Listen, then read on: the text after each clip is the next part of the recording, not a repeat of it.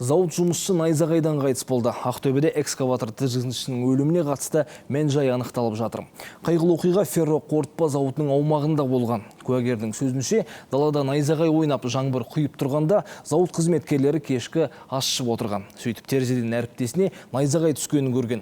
Ер адам алған жарақаттан жерге құлап есінен таныпты. Оқиға орнына жедел жәрдем шақырылған. Алайда дәрігерлер келгенге дейін зардап шегуші жан тәсілім еткен. Тексеріс оның көз қарашығының кеңейгенін, тынысының тоқтағанын, жүрегінің соқпай тұрғанын анықтапты. Аталған жайт бойынша еңбек инспекциясы тексеріс жүргізіп жатыр.